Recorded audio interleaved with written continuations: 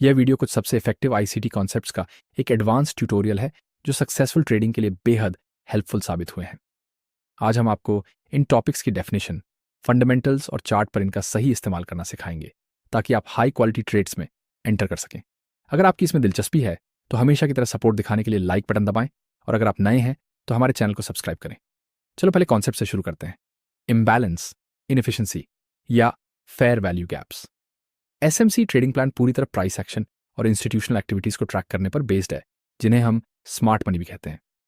Smart money का मतलब है वे बड़े ऑर्डर्स जो मार्केट में बैंक्स, हेज फंड्स, ब्रोकर्स और दूसरी बड़ी इंस्टीट्यूशंस लगाते हैं।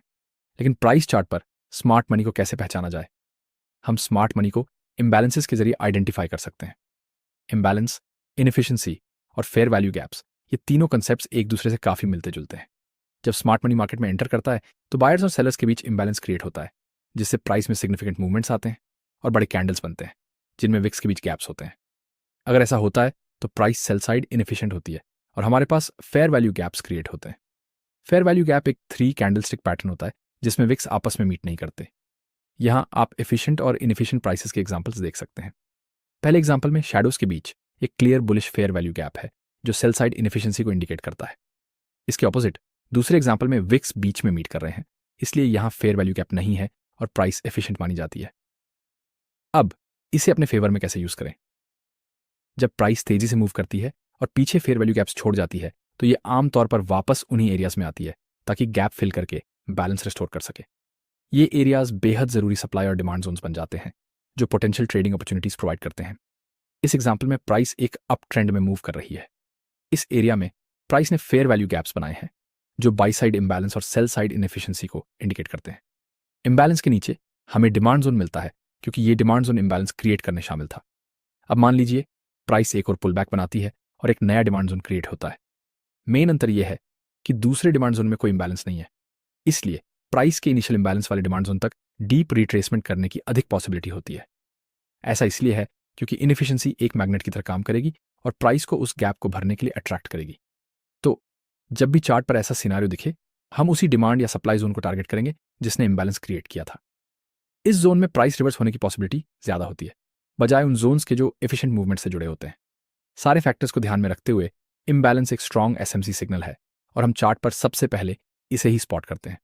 हालांकि किसी भी कॉन्सेप्ट की तरह इसे भी दूसरे फैक्टर्स के साथ कंबाइन करके यूज करना जरूरी होता है ताकि एक वेल इन्फॉर्म्ड ट्रेडिंग डिसीजन लिया जा सके। दूसरा कॉन्सेप्ट है लिक्विडिटी। लिक्विडिटी बनती है स्टॉप लॉसेस की प्लेसमेंट से। जहां स्टॉप लॉसेस रखे जाते हैं वहीं लिक्विडिटी मौजूद होती है। स्मार्ट मनी स्टॉप लॉसेस को ट्रिगर करके स्ट्रेटेजिकली मार्केट में एंटर करता है ताकि वे अपनी पोजीशंस को सही से एस्टैब्लिश कर सकें। हर स्विंग हाई और स्विंग लो में लिक्विडिटी मौजूद होती है। हमें पता होता है कि अगर प्राइस इस एरिया में पुल बैक करती है तो कई प्राइस एक्शन ट्रेडर्स यहां लॉन्ग जाएंगे और बुल मार्केट का फायदा उठाने के लिए अपने स्टॉप लॉसेस इस लेवल के नीचे रखेंगे। जैसे ही प्राइस स्विंग हाई के करीब आती है, ट्रेडर्स अपने प्रॉफिट्स बुक कर लेते हैं या रेजिस्टेंस एरिया पर शॉर्ट पोजीशंस ओपन कर लेते हैं। इसलिए हमारे पास लिक्विडिटी स्विंग लोज के नीचे और स्विंग हाइस के ऊपर होती है। एक आइडियल अप ट्रेंड में करेक्शन इसी रेंज के अंदर होती है और प्राइस बुलिश मोमेंटम और लिक्विडिटी गैदर करने के बाद ऊपर की ओर बढ़ती रहती है। कई प्राइस एक्शन ट्रेडर्स चार्ट को ऑब्जर्व कर रहे होते हैं और लॉन्ग एंट्री के सिग्नल्स की तलाश में होते हैं। यही कारण है कि एक बुलिश इंगल्फिंग कैंडलस्टिक भी एक स्ट्रॉन्ग लिक्विडिटी एरिया बन सकती है। कई ट्रेडर्स इसे बुलिश मोमेंटम का इंडिकेशन मानते हैं और लॉन्ग पोजीशंस ओपन करते हैं और अपने स्टॉप लॉसेस इंगल्फिंग कैंडल के नीचे सेट करते हैं। हालांकि as a smart money trader हम मार्केट में तब एंटर करना चाहेंगे जब स्टॉप लॉसेस स्वीप हो चुके हों। इसलिए अगर हमें इस कैंडलस्टिक के नीचे एक डिमांड जोन मिलता है तो हम प्राइस के हमारे जोन में आने का वेट करेंगे और फिर बाय पोजीशन ओपन करेंगे। मार्केट में लिक्विडिटी के कई फॉर्म्स होते हैं, लेकिन हम मेनली इक्वल हाइज और इक्वल लोस पर ध्यान देते हैं। जैसा कि नाम से पता चलता है, इक्वल लोस तब बनते हैं जब लो पॉइंट्स लगभग एक ही लेवल पर होते हैं और इसी तरह प्राइस इक्वल हाइज तब बनाती है जब हाई पॉइंट्स एक सेम लेवल पर होते हैं। प्राइस एक्शन के टर्म्स में इसका क्या मतलब है? चार्ट पर बने डबल या ट्रिपल बॉटम्स कई रिटेल ट्रेडर्स के लिए ट्रेडिंग ऑप्शंस खोजने के बेहतरीन इंडिकेटर होते हैं। वे उम्मीद करते हैं कि जब प्राइस इस एरिया में फिर से आएगी तो रिजेक्शन होकर ऊपर की ओर जाएगी, इसलिए वे इन लेवल्स पर लॉन्ग पोजीशन एंटर करते हैं और अपने स्टॉप लॉसेस इस एरिया के नीचे रखते हैं। बेरिश मार्केट में भी यही सिनेरियो होता है। जब प्राइस रेजिस्टेंस एरिया को टच करती है तो retail traders short position open करते हैं क्योंकि उन्हें डाउनसाइड रिजेक्शन की उम्मीद होती है। उनके स्टॉप लॉसेस इस जोन के ऊपर होते हैं जिससे इस एरिया के ऊपर लिक्विडिटी बन जाती है। अगर स्मार्ट मनी यहां पर सेल करना चाहता है तो प्राइस को पहले इस रेजिस्टेंस एरिया से ऊपर पुश किया जाता है ताकि लिक्विडिटी ग्रैब की जा सके और फिर प्राइस को ओरिजिनल बेरिश डायरेक्शन में उनके द्वारा पुश किया जाता है। तीसरा कॉन्सेप्ट है मार्केट मेकर मॉडल। अब इंस्टीट्यूशनल प्राइस स्विंग्स में मार्केट मेकर मॉडल क्या होता है? मार्केट में दो प्रकार की लिक्विडिटी होती है, बाय साइड और सेल साइड लिक्विडिटी। किसी हाई या ग्रुप ऑफ हाइज के ऊपर की लिक्विडिटी बाय साइड लिक्विडिटी कहलाती है। जब प्राइस इस लेवल के करीब आती है तो bearish traders short position open करते हैं या अपनी पहले से ओपन शॉर्ट पोजीशंस को प्रोटेक्ट करते हैं। दूसरी ओर ब्रेकआउट ट्रेडर्स लॉन्ग जाते हैं अगर प्राइस इस लेवल को तोड़ती है तो। इस लिक्विडिटी को ग्रैब करने के लिए स्मार्ट मनी प्राइस को थोड़ा ऊपर पुश करते हैं, जिसे बाय साइड लिक्विडिटी कहते हैं। ये प्राइस को ऊपर ले जाता है ताकि रिलेटिव इक्वल हाइज के ऊपर मौजूद लिक्विडिटी को एंगेज किया जा सके। स्मार्ट मनी इस लिक्विडिटी को एंगेज करता है, ट्रेडर्स को दोनों तरफ ट्रैप करता है और फिर स्मार्ट मनी सेल कर देता है। अब इसी कॉन्सेप्ट को बेरिश सिनारियो पर अप्लाई करते हैं। किसी लो या ग्रुप ऑफ लोज के नीचे की लिक्विडिटी सेल साइड लिक्विडिटी कहलाती है। बुलिश सिनारियो की तरह जब प्राइस इस लेवल के करीब आती है तो बुलिश ट्रेडर्स लॉन्ग जाते हैं या अपनी पहले से ओपन लॉन्ग पोजीशंस को प्रोटेक्ट करते हैं। दूसरी ओर ब्रेकआउट ट्रेडर्स शॉर्ट जाते हैं अगर प्राइस इस लेवल को तोड़ती है तो। इस लिक्विडिटी को ग्रैब करने के लिए प्राइस थोड़ा नीचे आता है। एसएमसी इस लिक्विडिटी को एंगेज करता है, ट्रेडर्स को दोनों तरफ ट्रैप करता है और फिर smart money by position open करता है ताकि बाई साइड लिक्विडिटी को एंगेज किया जा सके। जब प्राइस डिमांड लेवल तक पहुंचने से पहले सपोर्ट्स और इंटरनल स्ट्रक्चर्स क्रिएट करती है तो इस लेवल से बाउंस होने की पॉसिबिलिटी बढ़ जाती है। ऐसा इसलिए होता है क्योंकि ये सारे सपोर्ट्स ट्रेडर्स को बाय करने के लिए अट्रैक्ट करते हैं। उनके स्टॉप लॉसेस सेल ऑर्डर्स का काम करते हैं और अगर smart money by order place करना चाहता है तो उसे मार्केट में सेलर्स की जरूरत होती है। इस डायनामिक की वजह से प्राइस डिमांड लेवल से बाउंस कर सकती है क्योंकि बायर्स परसीव्ड वैल्यू का फायदा उठाने के लिए एंटर करते हैं और सेलर्स के ऑर्डर्स बाइंग प्रेशर द्वारा अब्जॉर्ब हो जाते हैं। इसी वजह से सप्लाई और डिमांड जोन्स के अंदर लिक्विडिटी ग्रैब पैटर्न्स का बनना short term market structure shifts के लिए एक बेहतरीन कन्फर्मेशन होता है। लिक्विडिटी ग्रैब पैटर्न्स बनने के बाद मार्केट दूसरी ओर के लिक्विडिटी जोन्स की तरफ मूव करता है। मार्केट डायरेक्शन, इससे पता चलता है कौन कंट्रोल में है। मार्केट डायरेक्शन को पहचानना आमतौर पर प्राइस चार्ट को एनालाइज करने का पहला स्टेप होता है। हमें ट्रेंड को आइडेंटिफाई करना होता है और यह तय करना होता है कि बायर्स या सेलर्स में से कौन कंट्रोल में है। हम हमेशा मार्केट के कंट्रोलिंग साइड के साथ ट्रेड करना प्रेफर करते हैं। अब जानते हैं सिस्टम कैसे काम करता है। यह सिस्टम मिटिगेशंस पर काम करता है। जब प्राइस डिमांड लेवल को मिटिगेट करता है तो डिमांड सप्लाई पर कंट्रोल ले लेती है। इसके ऑपोजिट जब प्राइस सप्लाई जोन को मिटिगेट करता है तो सप्लाई डिमांड पर कंट्रोल कर लेती है। मान लीजिए प्राइस एक अप ट्रेंड में मूव कर रहा है और हायर हाइज और हायर लोज बना रहा है। हर बार जब प्राइस स्ट्रक्चर को ऊपर की ओर इनएफिशिएंसी के साथ ब्रेक करता है तो एक डिमांड जोन बनता है। ये डिमांड जोन्स तब तक अनमिटिगेटेड रहते हैं जब तक प्राइस उन्हें टच नहीं करता, जिससे डोमिनेंट ट्रेंड को फॉलो करने का एक परफेक्ट अवसर मिलता है। हालांकि अगर प्राइस एक वैलिड डिमांड एरिया के नीचे ब्रेक करता है तो इसे चेंज ऑफ कैरेक्टर कहा जाता है, जो दो चीजें इंडिकेट हैं। पहला, सप्लाई ने डिमांड पर कंट्रोल ले लिया है। दूसरा, एक वैलिड सप्लाई एरिया एस्टेब्लिश हो गया है। इसके बाद प्राइस डाउनवर्ड मूव करना जारी रखता है, सप्लाई एरियाज बनाता है जब तक कि वह अगले अनमिटिगेटेड डिमांड एरिया तक नहीं पहुंच जाता। इस लेवल पर सप्लाई और डिमांड के बीच एक बैटल होती है। कई बार हमें इन दोनों जोन्स के बीच एक कंसोलिडेशन फेज या रेंजिंग मार्केट देखने को मिलती है। किसी भी जोन का ब्रेक होना यह तय करता है कि कंट्रोल किसके पास है। यहाँ हमारे पास 3 मूव्स हैं जो पिछले मार्केट स्ट्रक्चर को ब्रेक करते हैं, ये इंडिकेशन देते हुए कि डिमांड कंट्रोल में है। एक अनमिटिगेटेड डिमांड एरिया है जो सपोर्ट के रूप में काम करेगा जब प्राइस इस लेवल पर वापस आएगा। फिर एक टेम्पररी करेक्शन होती है और प्राइस इम्बैलेंस के साथ हाई को ब्रेक करता है, जिससे एक स्ट्रॉन्ग डिमांड एरिया फिर से बनता है। मार्केट सेंटिमेंट तब तक बुलिश रहेगा जब तक प्राइस एक्सट्रीम डिमांड के ऊपर ट्रेड कर रहा है। अब हम देखते हैं कि मार्केट ने डिमांड लेवल को टेस्ट किया, लेकिन बायर्स की स्ट्रेंथ की कमी के कारण एक नया हायर हाई बनाने में सक्सेस नहीं हुआ। लो पॉइंट के नीचे ब्रेक करने के बाद हम ये रिजल्ट निकाल सकते हैं कि बायर्स अब कंट्रोल में नहीं है और हमें एक रिवर्सल देखने को मिल सकता है।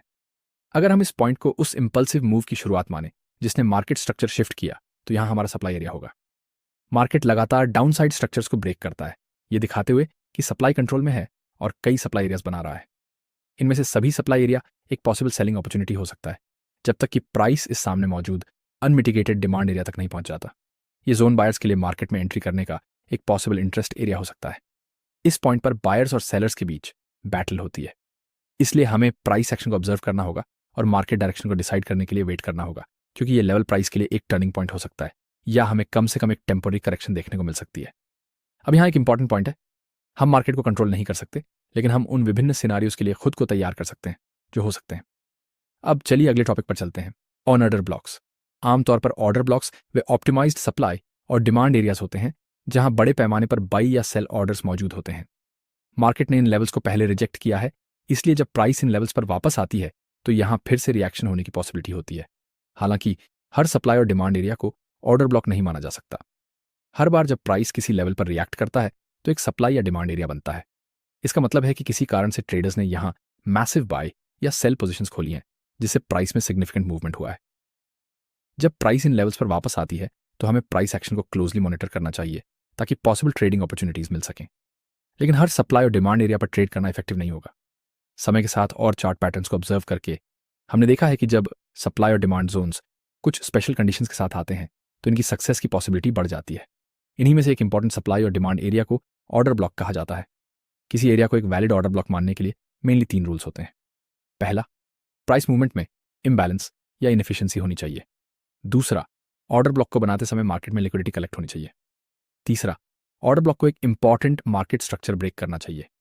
अगर price movement latest market structure को तोड़ती है और रीसेंट हाई के ऊपर क्लोज होती है तो इस मूवमेंट की ओरिजिन बहुत इंपॉर्टेंट बन जाती है। ये इंडिकेट करता है कि जिस डिमांड एरिया ने इस मूवमेंट को बनाया वो कोई ऑर्डिनरी लेवल नहीं बल्कि मार्केट स्ट्रक्चर में एक इन्फ्लुएंशियल एरिया है। इसलिए अगर कोई डिमांड जोन स्ट्रक्चरल ब्रेक का कारण बनता है तो उसे एक वैलिड ऑन ऑर्डर ब्लॉक माना जाता है। इसी तरह अगर price movement latest market structure को डाउनसाइड में ब्रेक करती है तो उस मूवमेंट की ऑरिजिन इंपॉर्टेंट होती है। ये दिखाता है कि जिस सप्लाई एरिया ने इस मूवमेंट को बनाया वह मार्केट स्ट्रक्चर में एक पावरफुल जोन है। इसलिए ये supply areas valid order blocks माने जाते हैं। मान लीजिए कि मार्केट एक अप ट्रेंड में है और हमने एक रीसेंट ब्रेक ऑफ स्ट्रक्चर देखा जो दिखाता है कि डिमांड अभी भी कंट्रोल में है। इन डिमांड एरियाज को लॉन्ग एंट्री अपॉर्चुनिटीज के रूप में देखा जा सकता है। लेकिन यहाँ एक इंपॉर्टेंट पॉइंट है, इस बुलिश प्राइस मूवमेंट की ऑरिजिन सबसे इंपॉर्टेंट होती है और यह सबसे बेहतरीन ट्रेडिंग अपॉर्चुनिटीज देती है। बाकी के डिमांड एरियाज लिक्विडिटी ग्रैब का शिकार हो सकते हैं। इसीलिए इन एरियाज में ट्रेड करते समय लोअर रिस्क रखना जरूरी होता है। अगर कोई प्रॉफिटेबल ट्रेडिंग स्ट्रेटेजी आपकी अकाउंट को ग्रो करने में मदद कर सकती है तो एक स्ट्रॉन्ग रिस्क मैनेजमेंट प्लान आपको मार्केट में सर्वाइव करने में मदद करता है। आप हर ट्रेड में अपनी कैपिटल का 2 से 3% तक रिस्क ले सकते हैं और एक समय में केवल 3 ओपन ट्रेड्स रख सकते हैं।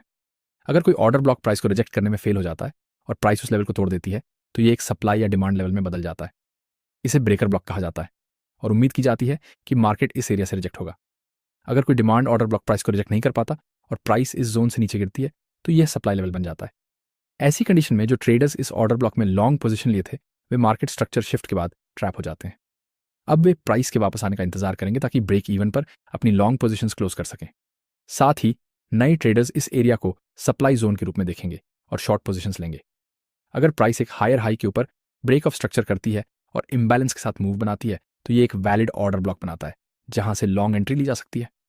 लेकिन अगर मार्केट स्ट्रक्चर चेंज हो जाता है और प्राइस प्रीवियस लो के नीचे ब्रेक करती है तो डायरेक्शनल बायस बेरिश हो जाता है। अब हमारा डिमांड लेवल सप्लाई में बदल जाएगा क्योंकि प्रीवियस बायस ट्रैप हो चुके हैं और नए ट्रेडर्स इस लेवल पर शॉर्ट करने के लिए तैयार होंगे। इस डबल एक्शन का रिजल्ट ही है जो प्राइस को इस एरिया से रिटर्न करने पर मजबूर करता है। अब लिस्ट में आखिरी कॉन्सेप्ट है market structure. Market structure actually क्या होता है? ये स्विंग हाई और स्विंग लो, सप्लाई और डिमांड एरिया, ऑर्डर फ्लो और पूरी मार्केट कंडीशन को रिफर करता है। मार्केट के 2 मेन बिहेवियर होते हैं, ट्रेंडिंग और रेंजिंग मार्केट। एक अप ट्रेंड में, जैसा कि नाम से पता चलता है, मार्केट ऊपर की ओर बढ़ता है जिससे नए हायर हाइज और हायर लोज बनते हैं। यहां आप एक आइडियल असेंडिंग स्ट्रक्चर देख सकते हैं। आइडियल का मतलब है कि मार्केट लोज को बनाए रखता है और लगातार ऊपर की ओर पुश करता रहता है। इंपॉर्टेंट बात यह है कि अप ट्रेंड में मार्केट में हाइज को ऊपर की ओर तोड़ने की नेचर ज्यादा होता है। हालांकि मार्केट हमेशा इतनी क्लियरली मूव नहीं करता, लेकिन ज्यादातर ऐसा ही पैटर्न देखा जाता है। यदि आप 1 मिनट के चार्ट को भी देखें तो आप देख सकते हैं कि ऊपर की ओर गति उच्चता और निम्नता बनाकर बनाई जाती है। इसलिए जब तक मूल्य संरचना लेवल्स को ऊपर की ओर ब्रेक करती रहती है हम अप ट्रेंड में रहते हैं। अब जब हमने ब्रेक्स के बारे में बात की है तो देखते हैं कि ब्रेक का क्या मतलब है और हम इसे वैलिड मानने के लिए किन कंडीशंस को कंसिडर करते हैं। लेकिन इससे पहले यह है चार्ट पर कैंडलस्टिक फॉर्मेशन की जनरल एनाटॉमी। ये अलग अलग साइजेस और शेप्स में आ सकती हैं, लेकिन ये एक इंपॉर्टेंट सब्जेक्ट बन जाती है जब हम ब्रेक्स और लिक्विडिटी कॉन्सेप्ट्स की बात कर रहे होते हैं। स्ट्रक्चर और लिक्विडिटी मार्केट के 2 इंसेपरेबल पार्ट्स हैं। कई लिक्विडिटी एरियाज को स्ट्रक्चर के जरिए से मीनिंग मिलता है और कई स्ट्रक्चर लेवल्स लिक्विडिटी कॉन्सेप्ट्स के कारण इनवैलिड हो जाते हैं। अब ब्रेकआउट कैसे होता है? एक ब्रेकआउट तब होता है जब एक कैंडलस्टिक प्रीवियस मार्केट स्ट्रक्चर को बॉडी के साथ क्लियरली ब्रेक कर देती है। इसका मतलब है कि यदि प्राइस प्रीवियस लेवल से कुछ पॉइंट ऊपर क्लोज करती है तो हमारे पास एक ब्रेक ऑफ स्ट्रक्चर्स होगा। लेकिन यहां एक इंपॉर्टेंट पॉइंट आता है, हम कैसे कंफर्म करें कि यह ब्रेक वैलिड है और सिर्फ लिक्विडिटी ग्रैब नहीं है? फेक आउट या लिक्विडिटी स्वीप के मामले में प्राइस तुरंत वापस रेंज में आ जाती है। तो चलिए अपने कॉन्सेप्ट को और एडवांस्ड बनाते हैं। यदि प्राइस प्रीवियस मार्केट स्ट्रक्चर से ऊपर विक बनाती है और वापस रेंज के अंदर क्लोज कर जाती है तो हमारे पास एक वैलिड ब्रेकआउट नहीं होगा, जिसे हमने पहले डिस्कस किया था। लेकिन एक वैलिड ब्रेक के लिए अगले कैंडल को प्रीवियस कैंडल से ऊपर क्लोज करना होगा। ये एक स्ट्रॉन्ग साइन है कि सेलर्स प्राइस को वापस रेंज के अंदर पुश करने में असफल रहे हैं और बायर्स कंट्रोल में है। इसी तरह एक डबल कंफर्मेशन के लिए ब्रेक ऑफ स्ट्रक्चर के बाद बॉडी क्लोज होने के साथ साथ अगले कैंडल को प्रीवियस कैंडल के हाईएस्ट पॉइंट को भी वायलेट करना चाहिए। ये स्ट्रॉन्ग कंटिन्यूएशन मोमेंटम को इंडिकेट करता है, बजाय एक लिक्विडिटी ग्रैब के। याद रखें, जो कुछ भी हमने यहाँ डिस्कस किया है वह बेरिश सिनारियो पर भी लागू होता है। अब चलते हैं अगले टॉपिक पर, रिवर्सल्स। हमने पहले बताया था कि मार्केट के दो टाइप्स के बिहेवियर होते हैं, ट्रेंडिंग और रेंजिंग मार्केट। कभी कभी मार्केट डायरेक्शन को पहचानना कठिन हो सकता है या ऐसा महसूस हो सकता है कि प्राइस एक बॉक्स में फंसी हुई है। रेंजिंग मार्केट का टॉपिक इस वीडियो के स्कोप से बाहर है, तो चलिए फोकस करते हैं कि कब एक अप ट्रेंड डाउन ट्रेंड में बदलता है और वाइस वर्सा, या आसान शब्दों में हमारा ओवरऑल बायस बुलिश या बेरिश कब होना चाहिए। जैसा कि हमने पहले बताया था, एक ऑरिजिन का ब्रेक एक चेंज ऑफ कैरेक्टर क्रिएट करता है।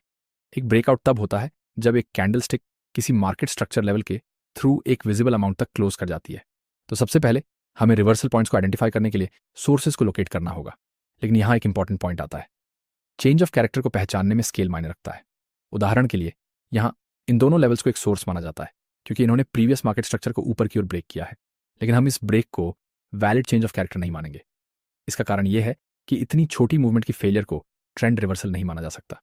तो चेंज ऑफ कैरेक्टर के लिए एक और रूल है, एक वैलिड चेंज ऑफ कैरेक्टर तब होता है जब प्राइस लेटेस्ट इंपल्सिव मूव के लोएस्ट पॉइंट को ब्रेक कर देती है, और यह मूव प्रीवियस इंपल्सिव मूव के कम से कम आधे साइज का होना चाहिए। उदाहरण के लिए इस चार्ट को देखें, यदि हम मार्केट स्ट्रक्चर के कॉन्सेप्ट्स को अप्लाई करें तो हमारे पास 3 इंपल्सिव मूव्स होंगे। इन सभी ने एक नया हाई बनाया है, तो हर इंपल्स के सोर्स को ब्रेक करना एक चेंज ऑफ कैरेक्टर माना जाएगा। लेकिन तीसरे इंपल्स के साइज को देखें, यह बैरली प्रीवियस मूव के आधे साइज का भी नहीं है। तो इस केस में यदि प्राइस स्विंग लो से नीचे ब्रेक करती है तो हम इसे valid change on off character नहीं मानेंगे। इसलिए हम चार्ट पर लेटेस्ट इंपल्स को प्रीवियस इंपल्स के साथ कंपेयर करते हैं और इसे कम से कम आधे साइज का होना चाहिए ताकि इसे वैलिड रिवर्सल माना जाए। उदाहरण के लिए यदि प्रीवियस मूव 40 पॉइंट्स का है तो लेटेस्ट इंपल्स कम से कम 20 पॉइंट्स का होना चाहिए, नहीं तो हमारे पास कोई वैलिड चेंज ऑफ कैरेक्टर नहीं होगा। अब बैरिश सिनारियो में ये हमारे इंपल्सिव बैरिश मूवमेंट्स है। यदि प्राइस इस लेवल को ब्रेक करती है तो इसे एक वैलिड चेंज ऑफ कैरेक्टर माना जाएगा क्योंकि यह इंपल्सिव मूवमेंट प्रीवियस मूव के आधे से क्लियरली बड़ा है।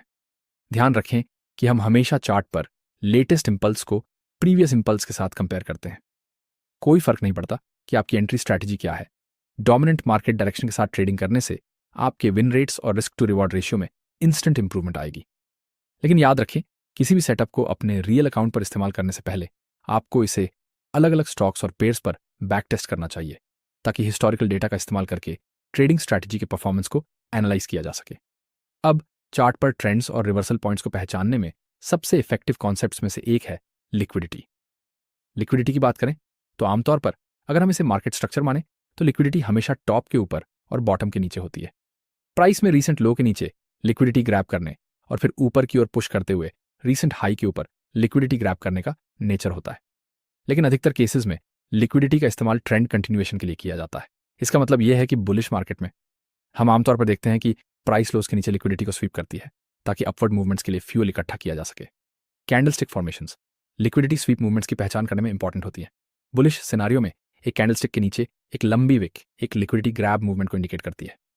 मान लीजिए कि यह एरिया हमारा प्रीवियस सपोर्ट है, तो यहाँ बहुत सारे बाय ऑर्डर्स लगे होंगे, जिसका मतलब है कि स्टॉप लॉस इस लेवल के नीचे कहीं होंगे। तो अगर एक लंबी विक इस एरिया को तोड़ती है तो इसे लिक्विडिटी ग्रैब माना जाएगा, लेकिन केवल तभी जब टॉप पर लंबी विक ना हो। यह एक इंपॉर्टेंट इंडिकेशन होगा कि प्राइस ऊपर की ओर मूवमेंट शुरू कर सकती है।